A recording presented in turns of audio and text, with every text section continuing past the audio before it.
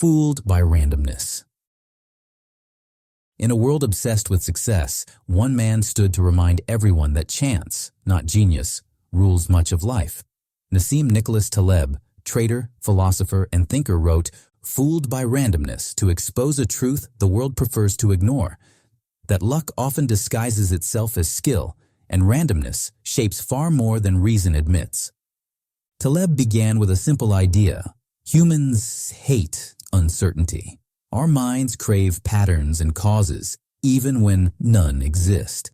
We see victory and call it talent, failure and call it flaw, yet both may be the work of randomness.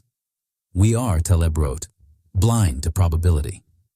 He told of traders who built fortunes during market booms, hailed as geniuses by the media.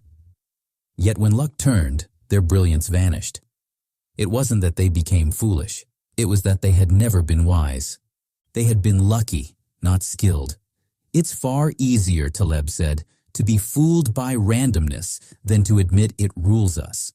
He introduced the idea of survivorship bias, the illusion created by seeing only the winners. History celebrates those who succeeded and forgets those who failed for the same reasons. We study the survivors, not the silent graves beneath them. We hear the stories of those who made it, he said, never those who didn't. Taleb compared life to a coin toss. Toss a coin long enough, and some will appear brilliant simply by chance. But our minds can't accept that. We invent narratives, stories that make randomness look like destiny. Reality, Taleb wrote, is far messier than stories allow. He attacked the illusion of control, our tendency to believe outcomes are shaped by effort alone. In truth, much of life lies beyond control. Markets rise and fall, careers bloom and vanish, and yet people blame themselves or others, not luck. Taleb argued that humility, not arrogance, is the only rational response to uncertainty. The wise, he said, prepare for randomness rather than predict it. They avoid ruin, stay humble, and recognize that time exposes both luck and error. Heroes are heroes, he wrote, because they are heroic, not because they win.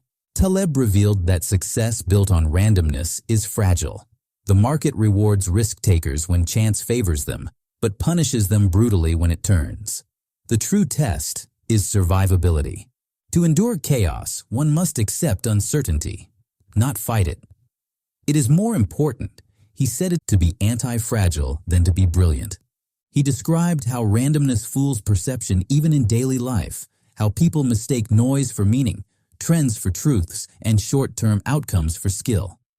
We are, he said, pattern-seeking animals in a world without patterns. The more confident we are, the more likely we are to be wrong. Taleb urged readers to adopt skepticism, not cynicism, but clarity, to focus not on predicting the future, but surviving it, to favor long-term resilience over short-term success. It is far better, he wrote, to be broadly right than precisely wrong. In the end, Fooled by Randomness was not a warning about finance alone, but about life.